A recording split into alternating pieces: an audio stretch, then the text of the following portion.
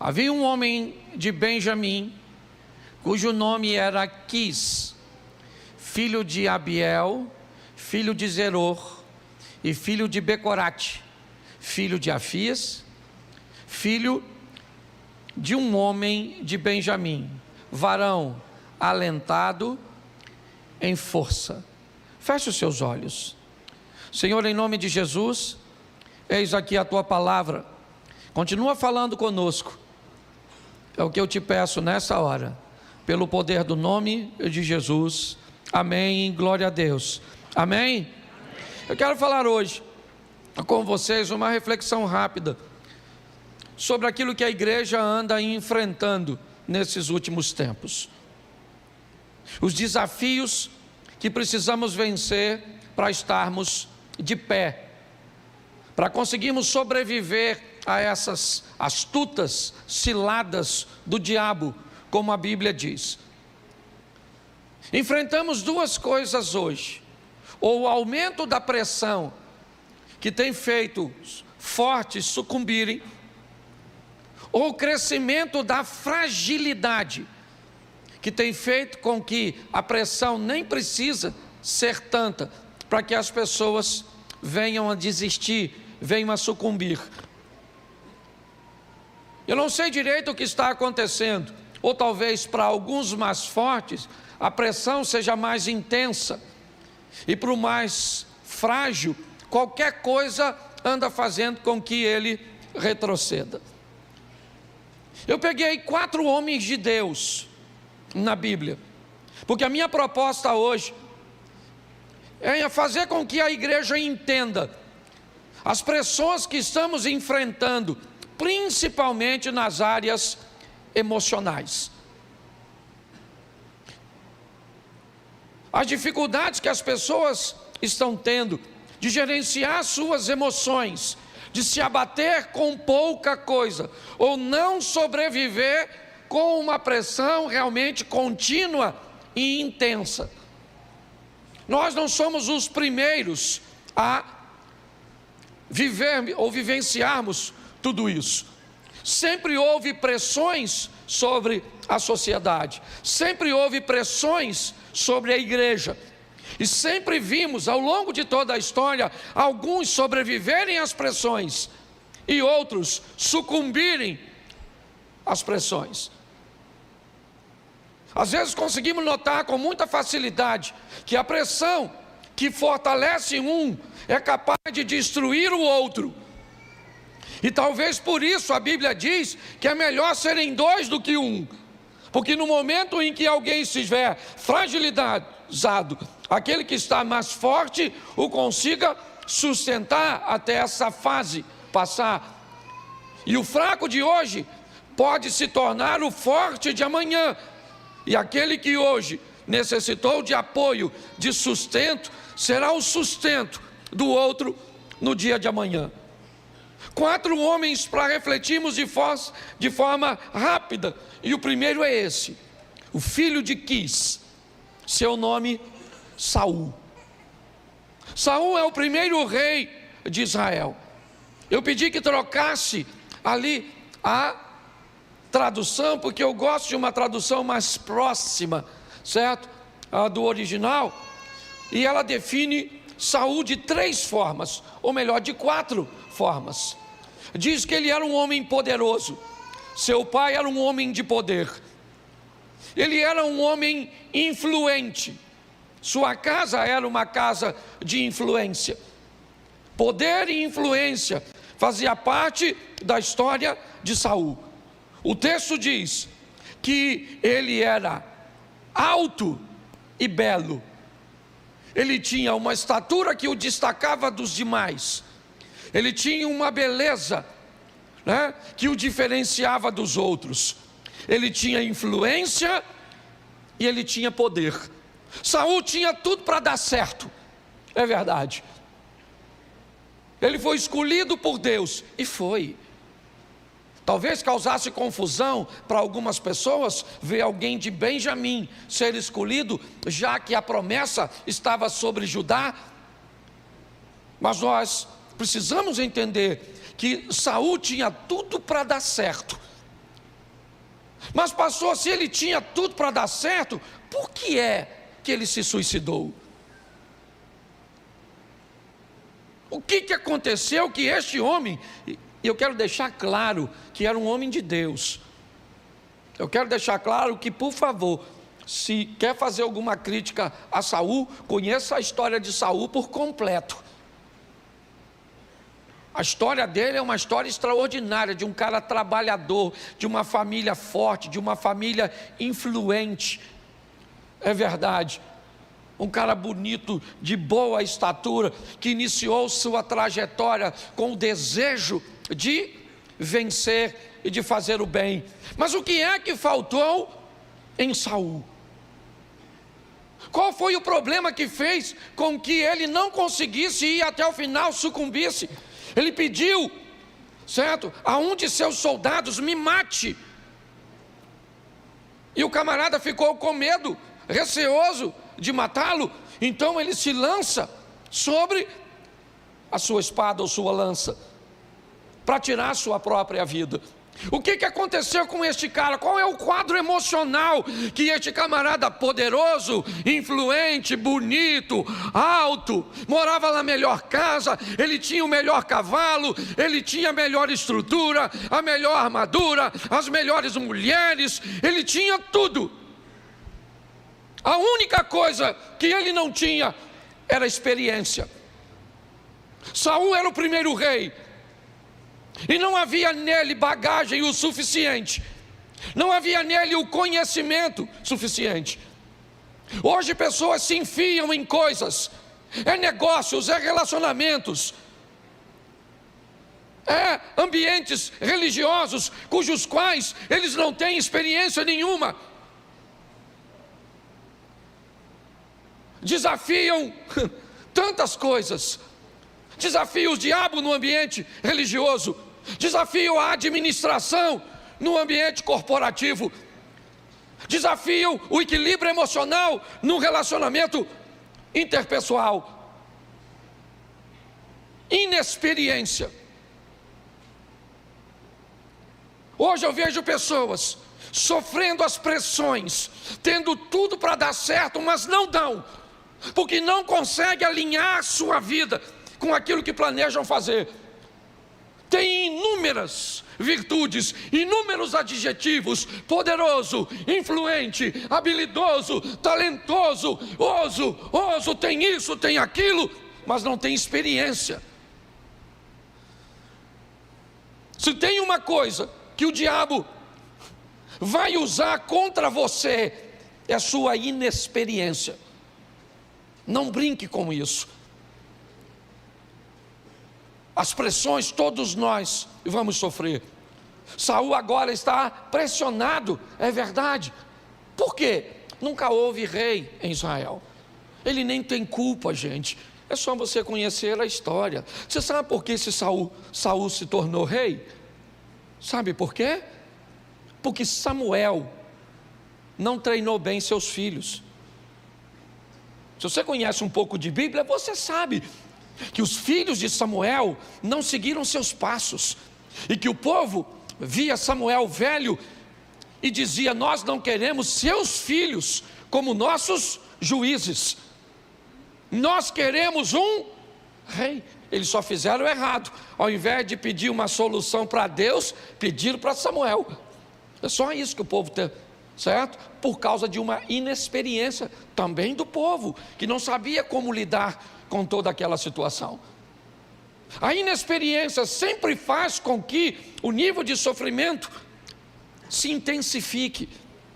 Não é maldade, é falta de habilidade, e muitas vezes falta de coragem para pedir ajuda ou informação a quem o tem. A Bíblia diz que a sabedoria está na multidão dos conselhos. Na multidão dos conselhos está a sabedoria. Hoje eu vejo pessoas amargando sofrimentos, decepcionadas, cheia de virtudes, cheia de adjetivos, certo, que deveriam fazer delas vencedoras, mas não vence, cara. Vive um ciclo, sabe? Parece um looping. Vai dando certo, vai dando certo, vai dando certo, vai dando certo. Deu errado. vai dando certo, errado. Parece que vai, mas não vai. Eu disse para vocês e pedi oração aqui, mas hoje quando eu levantei e vi, e que pediram de mim um posicionamento, eu não sabia o que fazer. E por não saber o que fazer, eu não fiz nada. Amanhã, certo, eu vou estar acionando um grupo, vou falar para eles o que aconteceram e vou ouvir cada um deles, porque são pessoas com mais experiências do que eu. São ex-presidentes de uma instituição que hoje eu estou presidindo. Então, se eu não tenho experiência, eu escuto a experiência de quem tem. Posso até não fazer, mas escutar eu tenho que escutar. Então eu vejo hoje pessoas cansadas, fadigadas, decepcionadas, estressadas, ansiosas, tanta coisa, porque lhe faltam experiência. Tem poder, tem influência, tem beleza, tem estatura, mas não tem experiência. Então adquira experiência naquilo que você deseja entrar, naquilo que exige, né? Ou é exigido de você na área que você quer desempenhar. Se não, quebre a cara. Essa é a grande verdade. E sofra todas essas pressões. Que hoje o que está acontecendo? É ansiedade, é síndrome do pânico, certo? É estresse, é pessoas com doenças psicossomáticas. Está aí, gente, está aí. A pessoa vive 10, 15 anos com um câncer, sem saber. Descobre um câncer e morre em 30 dias. O que é isso? A doença? Claro que não, é o estado mental. Está aqui Adriana, que é uma psicóloga. Então nós precisamos melhorar, ok? O nosso conhecimento a respeito daquilo que nós estamos enfrentando. Posso ouvir um amém? Amém. Segundo exemplo, outro homem de Deus, primeiro livro dos Reis, capítulo 17, versículo 1 e 2. Põe para mim, por favor. Primeiro livro dos Reis.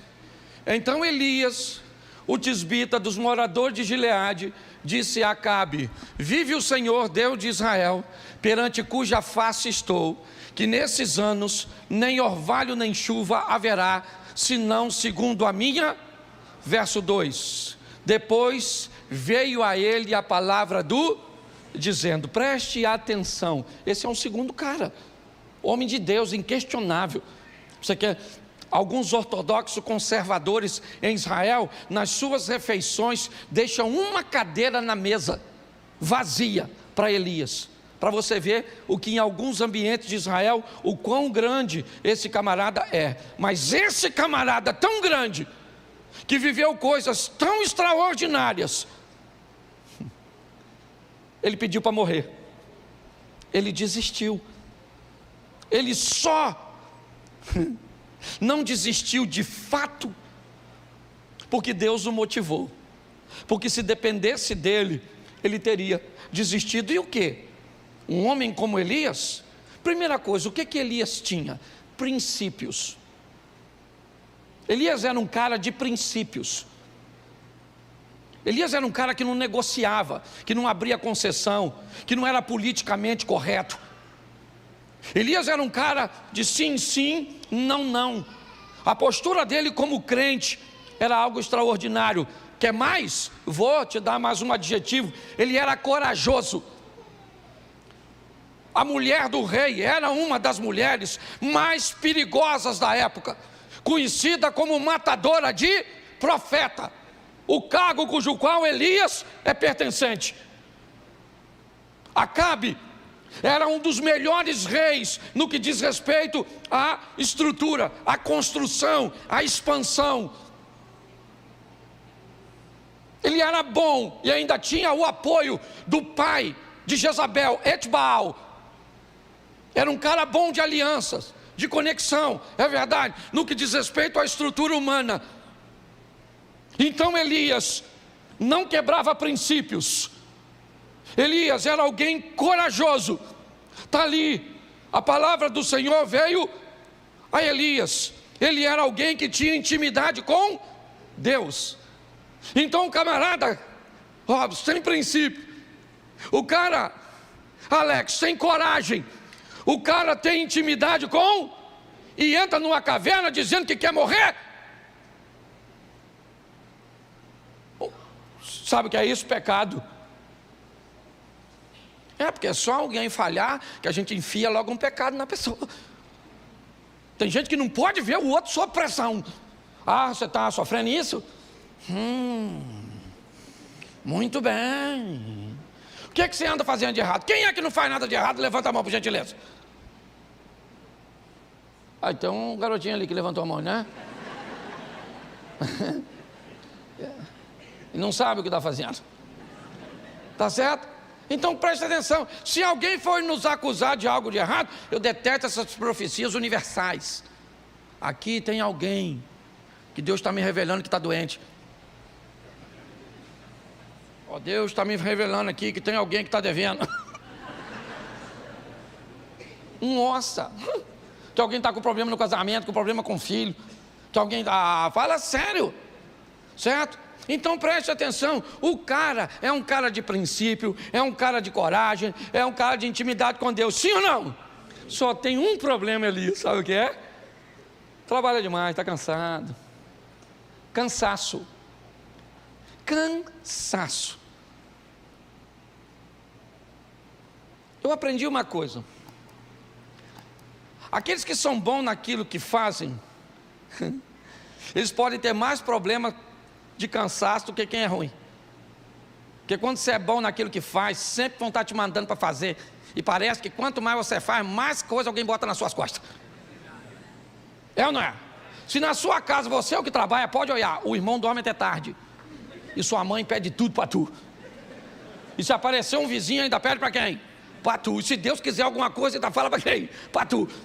Você vê, Saúl trabalha para o pai dele, trabalha, o Davi trabalha para o pai, trabalha para o rei ainda arruma outra tarefa. Ele tinha 2 trabalhos, músico e limpava as arminhas, apacentava as ovelhas. Tinha 7 não, que 3 estavam na batalha. Ele tinha 4 irmãos à toa em casa. E quando ele chegou em casa para levar um lanche, o pai mandou quem? Isso aí. Então deixa eu falar uma coisa para você. Isso eu falo para mim, minha mulher sabe. Nós temos vivido isso, cansaço. Tem dia que você olha e pergunta, por que amanheceu? Por que eu não morri na noite? Jesus podia ter voltado. Uma pressão desgraçada, você tem isso ou será que é só eu? Não tem um troço assim? Você olha assim, rapaz, acordava de manhã, um salto só, pum! Hoje levanta, e que hora?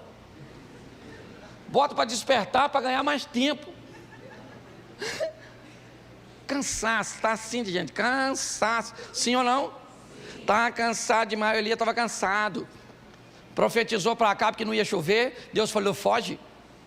Fugiu para o ribeiro de Querite, a água acabou, Deus falou, foge. O filho da mulher da casa que ele estava hospedado morreu, ela falou, a culpa é sua. Deus falou, agora volta para encontrar com Acabe. Ele volta para encontrar com Acabe, sabe o que Acabe diz? Olha aí o perturbador de Israel. Elias estava tão nervoso, falou, perturbador, teu pai, a tua mãe, miserável.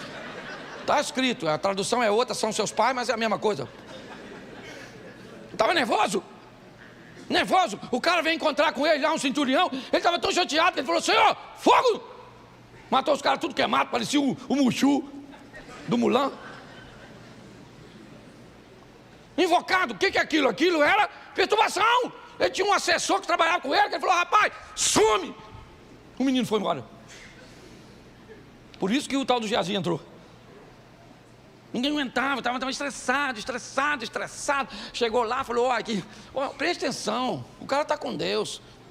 Tem 400 profetas de Baal e 450 de Azera. Tem 850 almas. O que é para ele fazer?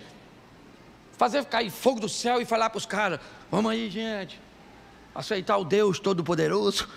Sabe o que ele faz? Corta o pescoço dos caras.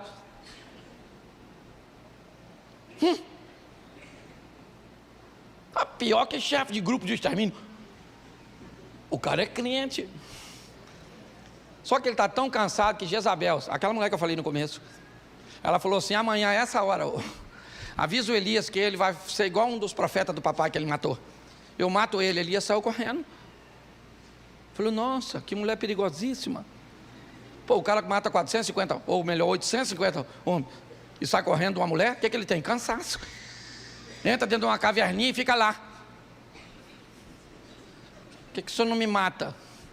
Deus deve ter pensado: Jezabel quer te matar, você quer morrer? Volta lá.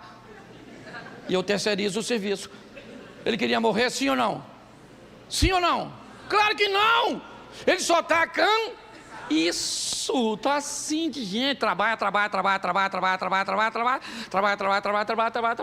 Dinheiro não tem. Trabalha. E dinheiro não tem. Trabalha. E dinheiro, cadê o dinheiro? Isso, dinheiro. Parece que você trabalha e os outros o dinheiro vai para algum lugar. No submundo do crime. Aí é lógico o estresse. Cansaço. Nós estamos com o povo cansado, vindo para a igreja quase todo dia. Não dá nem tempo de ser crente. Por isso que eu não gosto, pelo amor de Deus. Vem para a igreja, um culto, 2 só e some.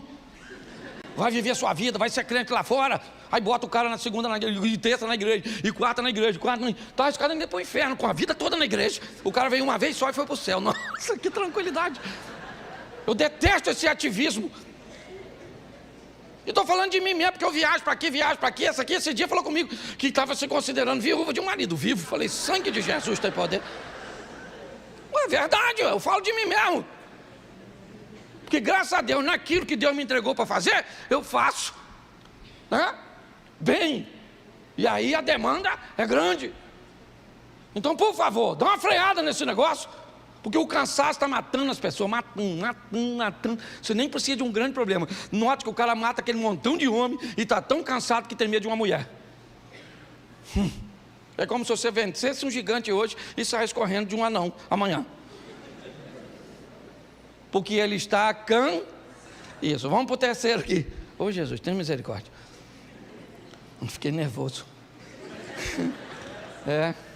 Começo a falar de mim mesmo. Mateus 27, versículo 3 ao 5. O terceiro homem. Mateus 27, do 3 ao 5. Então Judas, o que o traíra, vendo que fora, trouxe as 30 moedas aos príncipes dos sacerdotes e verso 4, dizendo: pequei, traindo o sangue. Eles, porém, disseram: que nos importa? Isso verso 5. E ele, atirando para o templo as moedas de prata, retirou-se e foi. Mais outro suicida. Agora o Judas. Era um homem de Deus, sim ou não? Sim ou não? Claro. Qualidades do Judas. Ele tinha proximidade. Ele era próximo e confiável. Por que ele era confiável? Porque ele era o tesoureiro dos discípulos. A bolsa ficava com ele. Os recursos. Lembra quando aquela mulher derrama o perfume puro? Quem questiona é Judas, dizendo: olha, se fosse vendido, isso poderia ser empregado no auxílio aos pobres. E aí eu não sei se é João, não sei quem fala, que ainda diz: mas ele fazia isso não é porque estava pensando nos pobres, é porque apanhava o dinheiro da bolsa. Se ele merecia ou não a confiança, não é o que eu quero dizer. Eu só quero dizer que ele tinha proximidade. Jesus deixava ele sentar mais próximo. Jesus dava a ele, olha só, ele era um homem de Deus com proximidade e com confiança. O que fez Judas então se perder? Confusão. obscuridade. Judas não entendeu as informações. Não. Ele não entendia direito. A maioria do povo achava que o Messias seria um revolucionário, alguém que viria para impulsionar o povo a vencer através da espada, da guerra, a sair do domínio de Roma. Preste atenção. O que fez com que Judas caminhasse para um nível emocional tão ruim, capaz a ponto de enforcar-se, foi o que fez por causa da confusão. Informações. Já ouviu a palavra? Cada dia aparece uma palavra nova nesse vocabulário tão vasto, certo? A da língua portuguesa. Já ouviu falar em infodemia? Infodemia é uma palavra nova, é verdade, que tem por tradução pandemia de informação.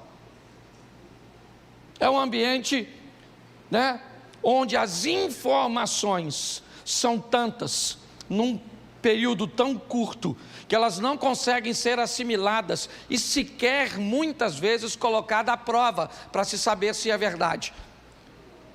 Isso está adoecendo as pessoas. Adoecendo.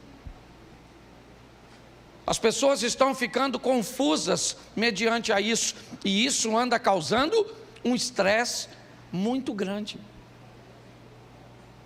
Em todo momento estão dizendo, que vai acontecer isso, que vai acontecer aquilo, que fulano é bom, que fulano é ruim, que a esquerda é isso, que a direita é aquilo, que o Bolsonaro é desse jeito, que o Lula é aquilo, que nós não vamos fazer isso, vamos fazer aquilo outro, que isso, que tem déficit, que tem superávit, que tem que isso, e que tem que fazer isso, que vai acabar com isso, que não pode fazer aquilo outro, e nós não sabemos mais o que. Nós estamos tão confusos. Há uma confusão tão grande que ela está gerando um nível de estresse altíssimo. Foi essa confusão, apesar de proximidade e confiança que esse homem de Deus tinha, ele não conseguiu entender, sabe, ele está confuso, com 30 moedas de prata na mão, que agora não fazem nenhum sentido para ele, porque uma confusão mental fez com que ele tomasse uma decisão que agora ele não tem mais como consertar. Ele está levando as moedas e dizendo para aqueles homens: solte Jesus e tome as moedas. Eles dizem: cara, ninguém quer conversa com você não. E a confusão fez com que ele tomasse uma decisão, mas muito errada. Muito errada. Tem profecia para sustentar isso? Tem. É verdade. Mas quando nós olhamos o que Judas fez, a proximidade que ele tinha com Jesus, bastava que ele fosse até ele e pedisse perdão, ele teria, sim ou não? Sim ou não? Mas era muita confusão para uma cabeça só.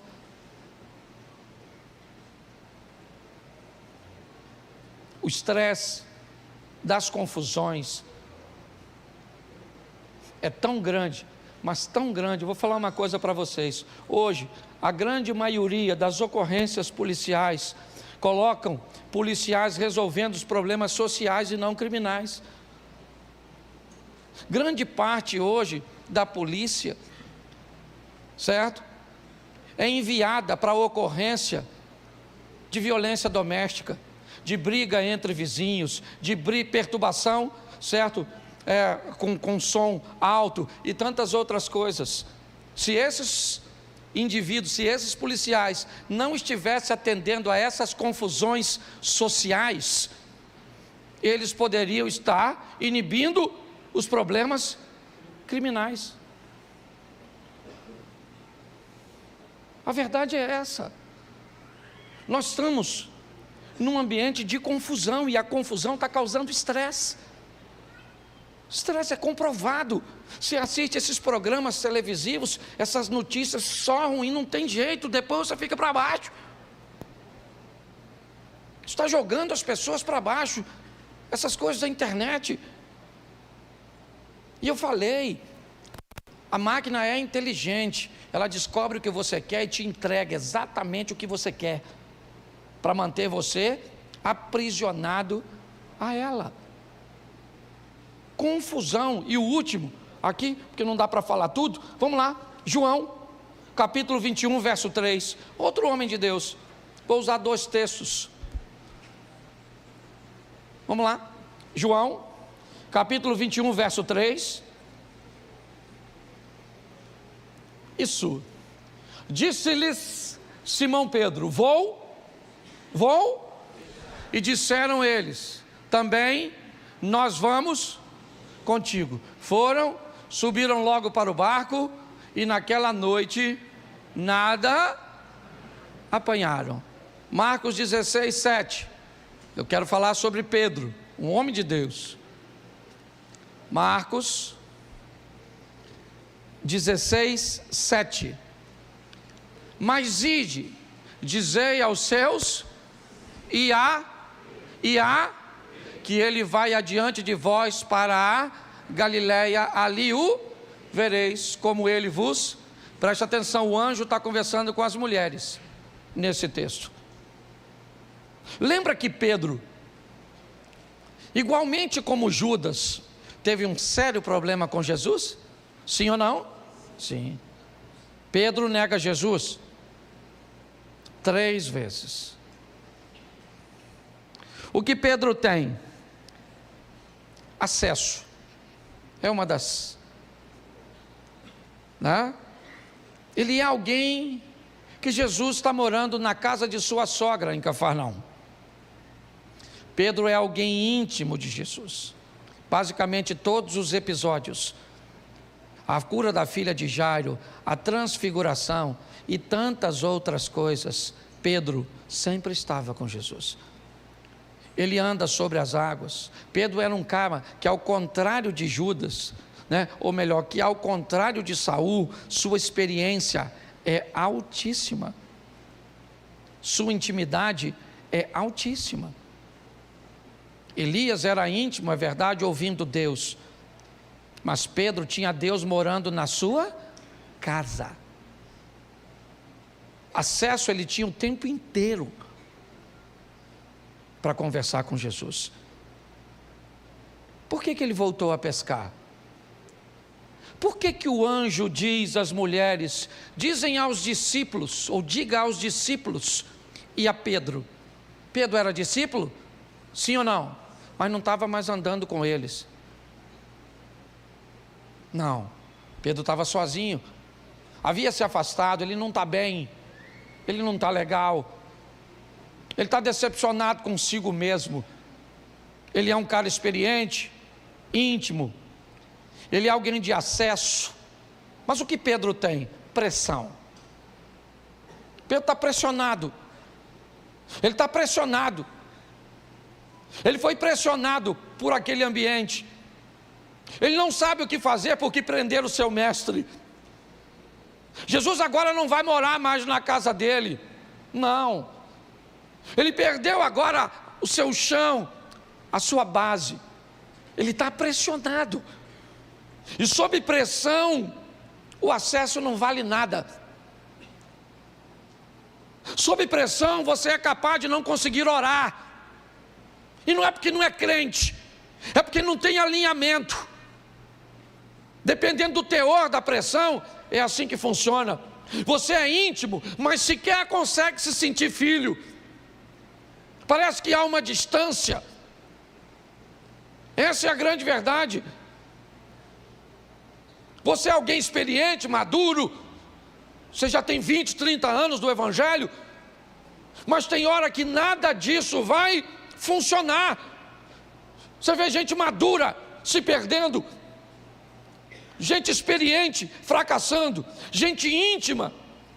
E aí alguém vai dizer que é imaturidade, alguém vai dizer que é inexperiência, alguém vai dizer que é gente que não anda com Deus, que não é servo de Deus, que não tem coragem, que não tem princípio, que não tem influência. Não, não. É porque o dia mau chega para todo mundo. Pastor, então o que eu faço? Bom, primeira coisa que eu acho que você deveria fazer é respeitar a Bíblia. E aí eu te dou 2 textos para terminar. O primeiro é Êxodo 20, verso 9, 10 e 11. Depois, Marcos 2, 27 e 28. Primeiro, Êxodo 20, verso 9, 10 e 11. Está aí. Preste atenção. 6 dias trabalharás e farás toda a tua obra. Mas o 7º dia é o do teu Deus. Não farás nenhuma obra, nem tu, nem o teu filho, nem a tua filha, nem o teu servo, nem a tua serva, nem o teu animal, nem o teu estrangeiro que está dentro das tuas portas. Porque 6 dias fez o Senhor, ou em 6 dias fez o Senhor os céus e o mar e tudo que neles, e ao 7º dia, portanto, abençoou o Senhor o dia preste atenção, pastor, virei adventista do 7º dia. Marcos 2, 27 e 28. Marcos 2, 27. E disse-lhes: o sábado foi feito por causa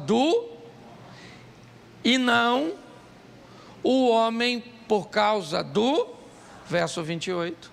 Assim, o Filho do Homem, até sobre o sábado, preste atenção, respeite o descanso. Não descansar está nos matando. Essa é a grande verdade. Nós temos que ter o cuidado para não descansar demais e ficar preguiçoso. Porque tem gente que pega o sábado e ele, na verdade, ele é adventista da semana. Certo? É a semana inteira. Mas preste atenção, uma coisa é importante nós olharmos. É o dia do descanso. Nós temos que ter um dia para descansar. Respeite o seu descanso. Às vezes físico, às vezes emocional, mas é isso que está matando a maioria das pessoas. Quantas pessoas aqui levam mais ou menos de meia hora a 1h30 para pegar no sono, porque deita, mas a cabeça fica... Levanta a mão, por gentileza. Aí, qual é a metade? Sangue de Jesus tem poder. A mente fica trabalhando, sim ou não? Tem que fazer, tem que fazer. Tem que fazer, amanhã eu tenho que fazer isso, tem que fazer aquilo, tem que fazer aquilo outro, tem que fazer aquilo. Às vezes você vem para o culto, você vai orar e não consegue. Senhor meu Deus, nem jantei ainda, meu Deus, eu ainda vou jantar. Ô, louvado seja Deus, já está acabando isso aí. Senhor, eu ia orar. Nossa, lembrei da janta. Me perdoa. Vamos começar de novo. Senhor, meu Deus e Pai, esqueci de lavar a blusa. Caraca, tem que lavar a blusa. Nossa, será que vai secar? Às vezes você tem que levar uns 5 minutos só para expulsar as confusão. Não tem gente entrando na sua conversa, você e Deus, e parece que o Satanás fala. E você só vai lembrando, o feijão que tem que cozinhar, meu Deus, a marmita, meu Deus, amanhã tem que fazer isso, a mente vai, aí você fica cansado. Tem gente que trabalha pouco, mas tem um cansaço, que parece que tem um negócio assim, um peso na alma, na consciência, assim, sabe, um sono que dura assim, sabe, você e a bela adormecida são parentes. Você está rindo, mas o assunto é sério. Só falei de homem de Deus. O Saul tinha poder, influência, beleza, estatura. Repita comigo: poder, influência, beleza e estatura. Mas não tinha experiência. Elias. Fala, Elias. Isso, tinha princípios, coragem e intimidade com Deus, mas estava cansado. Isso aí. O Judas. Isso aí. Tinha proximidade, confiança, mas estava confuso.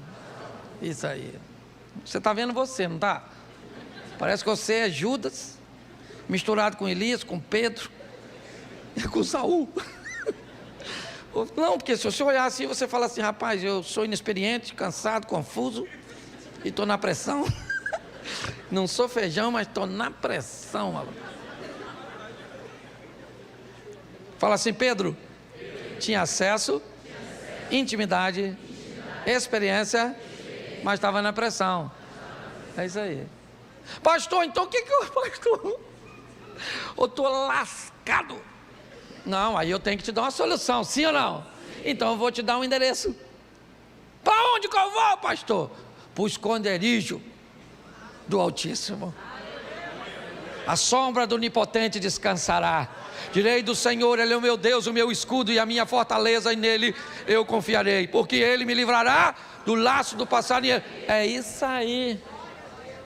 É para lá que nós temos que ir, na pressão, na inexperiência, na confusão ou no cansaço, para os pés do Eterno, e Ele vai estar lá para nos receber. Vale um amém? Amém. Vamos sair daqui, o que tem lá fora? Guerra, para guerra, para guerra.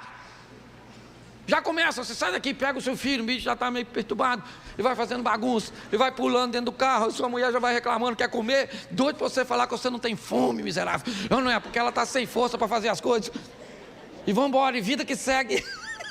E a vida é assim, até a hora de nós ir para o céu, se for. Que tem uns irmãos que ainda vai descer, vai pegar a escada. Vamos embora, fica de pé, vai embora, tá ok? Porque tem outro culto para começar agora mesmo, e eu vou falar tudo de novo. Se tu pensa que tá ruim para tu, pensa para mim que eu vou falar tudo de novo. Isso, fecha seus olhos aí, você tá rindo, né? Glória a Deus, glória a Deus, glória a Deus. Mas preste atenção, em mim, que é inexperiência, cansaço, confusão e opressão, não vai destruir sua casa, não vai destruir sua família, não vai destruir seus negócios, não vai destruir sua casa, a sua caminhada de fé, porque o Senhor é contigo. Posso ouvir um amém? Amém. Então vamos embora, feche seus olhos. Pai, em nome de Jesus, somos teus filhos, teus servos, ó Pai, e olhamos hoje homens, inspiração para nós, como Saul, como Judas, como Pedro, Senhor, como Elias, homens que sabemos que estavam nos teus caminhos, mas que enfrentaram os desgastes, ó Deus. Por isso sustenta-nos na tua presença, e que possamos hoje sair daqui alimentado, entendendo que para nos protegermos de todas essas coisas, temos que estar e acessar o esconderijo do Altíssimo, o local onde estaremos seguros, porque a tua vara e o teu cajado é o que nos sustentam de pé. 1000 cairão ao nosso lado, 10.000 à nossa direita, mas nós não seremos atingidos. Te damos graças por tudo, nos dê uma semana de vitória, uma semana de conquistas. Não queremos nada de graça, nós queremos conquistar. Somos conquistadores, em nome de Jesus. Que o grande amor de Deus, nosso Pai, a graça de nosso Senhor e Salvador Jesus Cristo e as duas consolações do Santo Espírito de Deus, seja para com todo o povo do Senhor, e todos digam amém.